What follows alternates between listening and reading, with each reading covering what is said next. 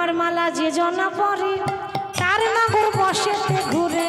আমার মালা যে জন পরে তার নাগর বসেতে ঘুরে। আমার মালা যে জন পরে তার নাগর বসেতে ঘুরে। আমার মালা যে জন পরে তার নাগর বসেতে ঘুরে। অনেক মায়েরা আমাকে বলে এসে, ও মা তুমি তো আমার মেয়ের মতো, কি বলবো স্বামী আমার কথা শোনে না। অনেক মায়েরা বলে স্বামী আমার কথা শোনে না। আচ্ছা এমন কিছু করা যায় না? কিছু একটা ব্যবস্থা করে দাও তো, স্বামী যেন আমার আঙুলে ওঠে আর বসে, ওঠে আর বসে। আচ্ছা এখানে কে কে আছে যে স্বামীকে বশ করতে চায়? সব বশ হয়ে গেছে? ও বাবা কি করে বশ করলেন গো? আমি তখন মালাটাই দিলাম না। হরি হরি বল, ভালো করেছেন, স্বামীকে বসে রাখাই ভালো, না বসে গেলে উল্টো অন্যদিকে চলে যাবে, তাই না? তা এখন মানে কৃষ্ণ নারী সেজে রাধারানীর সঙ্গে রসিকতা করছে। রাধারানী ব্যাপারটা বুঝতেই পারছে না, বলছে দেখো আমার মালা পরলে হারানো ধন ফিরে পাওয়া যায়, স্বামী সোহাগিনী হয়, সন্তানদের মঙ্গল হয়, আর যার নাগর বশ হচ্ছে না এই মালা পরলে আপনার নাগর আপনার আঙুলে উঠবে আর বসবে, উঠবে আর বসবে। এখানে কারো লাগবে না কি মা? লাগবে না?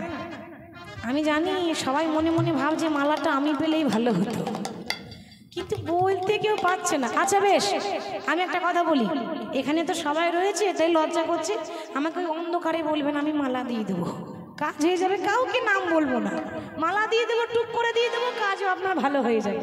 এই রাখলাম, লাগলে বলবে। শুধু বশ করা মালা নয়, এটা এই কীর্তনিয়াদের গলার মালার জন্য সবাই লাইন দিয়ে দাঁড়িয়ে থাকে। কেন? স্বামীর মঙ্গলের জন্য নিয়ে যায়, সন্তানদের মঙ্গলের জন্য নিয়ে যায়, ঘরের মঙ্গল হয় সেই জন্য নিয়ে যেতে হয়। আচ্ছা বেশ, তা না হয় মানলাম, কিন্তু এই যে মালাটা দেখছো এর দাম কত? এই যে শোনো, এর মালা একটু বেশি দাম আছে। কেন? এই মালার দাম হচ্ছে 200 টাকা। 200 টাকা কেন? 200 টাকা কেন? দাম হচ্ছে 200 টাকা আর কাজ হচ্ছে 400 টাকার কাজ।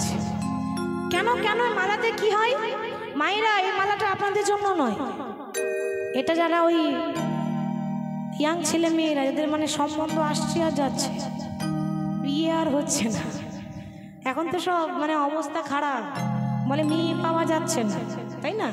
তো যে ছেলেদের এখনো বিয়ে হয়নি, বিয়ে হচ্ছে না, এই সম্বন্ধ আসছে, খেয়ে দিয়ে পালিয়ে যাচ্ছে, কিন্তু বিয়ে আর লাগছে না, তাদের জন্য স্পেশাল মালা এটা।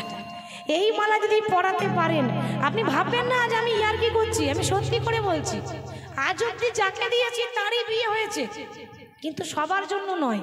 যার বিয়ে হচ্ছে না, মানে আসছে যাচ্ছে, খেয়ে দিয়ে চলে যাচ্ছে, বিয়েটা লাগছে না, ভেঙে যাচ্ছে, তাদের পক্ষে এটা খুব শুভ মালা। এই মালা যদি সে নিয়ে যেতে পারেন, কিন্তু তার অবশ্যই যার বিয়ে হচ্ছে না তারও বিয়ে হবে, লাগলে বলবেন কেমন?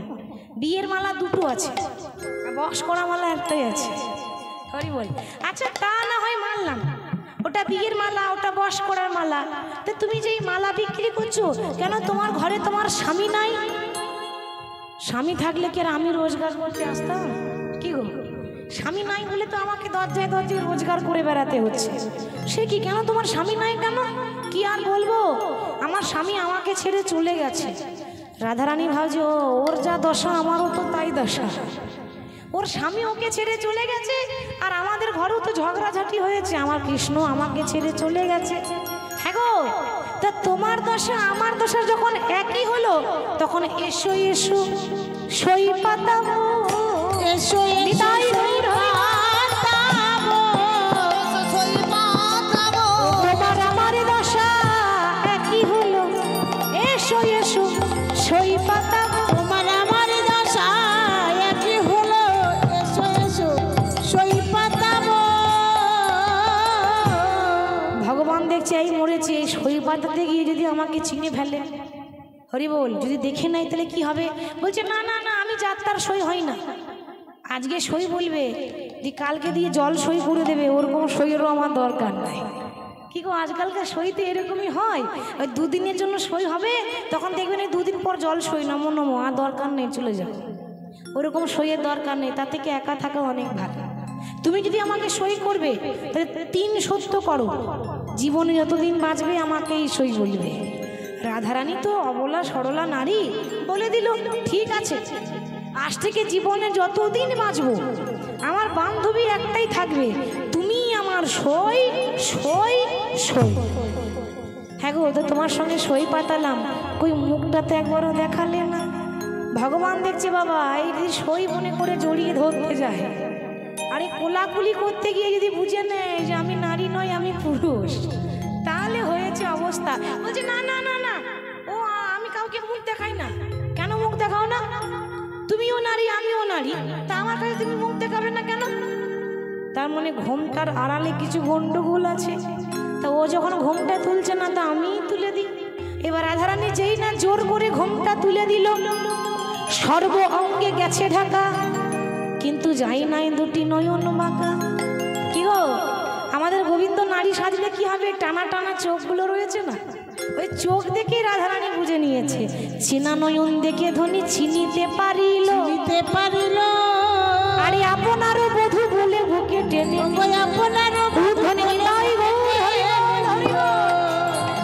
নিজের বধূকে চিনতে পেরে বলছে এসো বধূ আমার হৃদয় মাঝারি, এসো এসো বধূ আমার হৃদয় মাঝারে, আমার হৃদয়ের ধন ওগো মানিক রতন, এসো বধূ আমার হৃদয় মাঝারি, আমার হৃদয়ের ধন মানিক রতন, এসো আমার হৃদয় মাঝারে।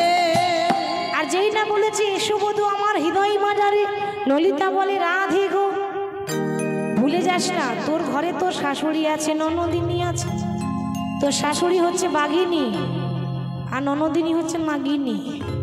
এই বাঘিনী আর নাগিনী যদি দেখতে পায় তোর আর রক্ষে নেই।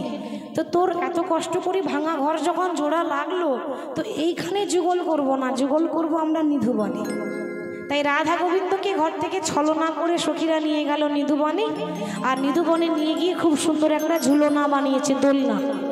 দোলনার ওপর রাধা কৃষ্ণকে বসিয়েছে, এখানে দোলনায় দোলা দেবে এবং আমরা যুগলে রাখবো, যুগল গান গাইব। কেমন? সবাই উলুধ্বনি হরিধ্বনি দিয়ে সবাই একটু দাঁড়িয়ে যাবে, সবাই দাঁড়িয়ে যাবে, নিজে নিজে জায়গায় দাঁড়িয়ে গিয়ে উলুধ্বনি হরিধ্বনি দেবেন। কারণ যখন যুগলে রাখে তখন দাঁড়াতে হয়। দোলে রাই কিশোরী, উলুধ্বনি দিয়ে দোলে রাস বিহারী, ঝুলনে দোলাই রাধার বনে সিধারি, দোলে রাই কিশোরী দোলে রাস বিহারী, ঝুলন দোলাই রাধার বংশীধারী, দোলে রাই কিশোরী দোলে রাস বিহারী, ঝুলনে দোলাই রাধার বনে সিধারি। বলে রায় কিশোরী বলে রাস বিহারী, ঝুলন দোলায় রাধার বংশীধারী।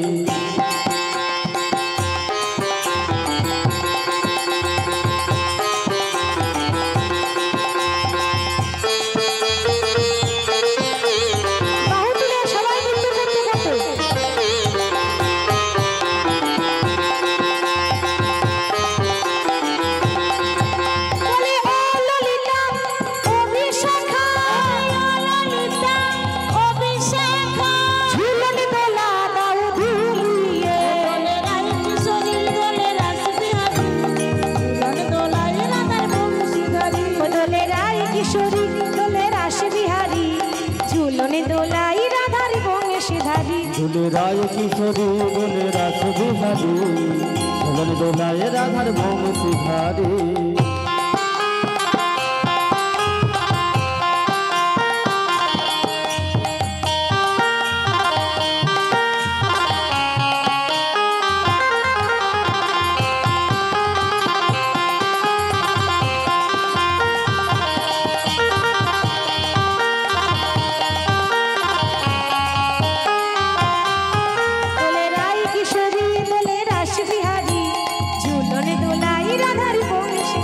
দোলে